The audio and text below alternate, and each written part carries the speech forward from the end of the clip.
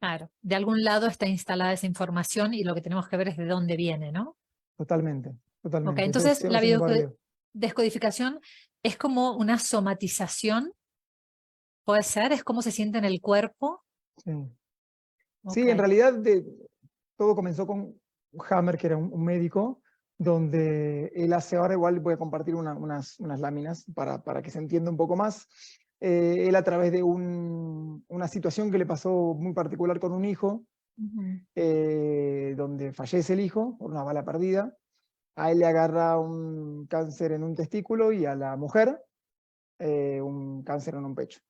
Entonces él empezó a decir, qué raro, o qué está pasando, que después de haber perdido a un hijo, automáticamente, o en unos pocos, obviamente, meses, a mí me agarra esa enfermedad o ese síntoma y a mi mujer lo mismo. Bueno, empezó a investigar y empezó a darse cuenta que había una relación íntima entre una situación o un conflicto que ha vivido la ujú. persona que se relaciona con la psique, cerebro y órgano. O sea, hay una tríada ahí, una triangulación en donde él, a través de un escáner, de un TAC cerebral, se dio cuenta que había una especie de imagen alojado en una parte específica del cerebro, eh, que estaba relacionado con un órgano en particular, que en este caso era el testículo, Ujú. y con un conflicto que vivió, que fue la pérdida brutal de un hijo.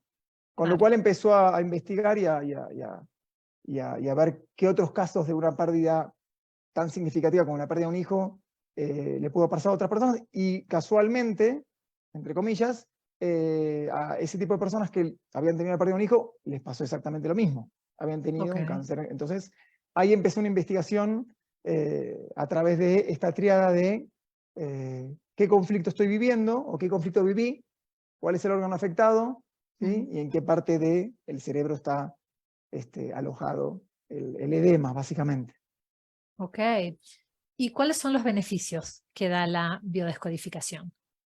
Los beneficios, porque obviamente que después hubieron gente que continuó, él Ujú, no hizo terapia con respecto a eso, simplemente fue el tema del cáncer y de los síntomas, de las enfermedades.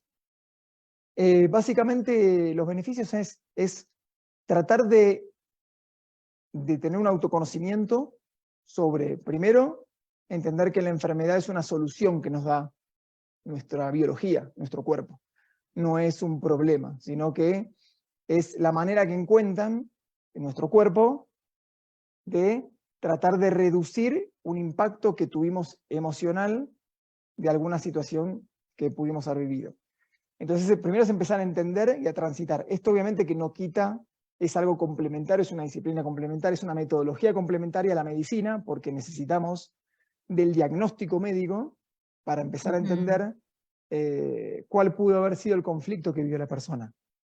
Entonces, el beneficio justamente es tener un camino paralelo y de conocimiento personal de qué pudo haber pasado Ujú, previo o qué vivencia tuve realmente dramática que hoy tengo, no sé, por dar un ejemplo, hipotiroidismo o, ujú. bueno, de Hashimoto, o no sé, o que me he lesionado la rodilla, no sé, ya reiteradas veces.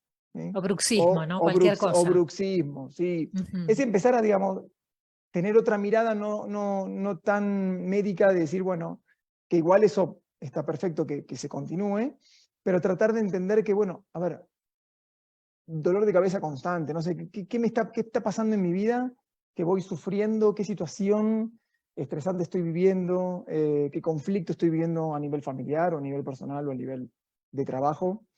Entonces es empezar a entender y a vaciar ujú. justamente esa emoción que no pudimos o que no quisimos expresar porque socialmente no está bien aceptada.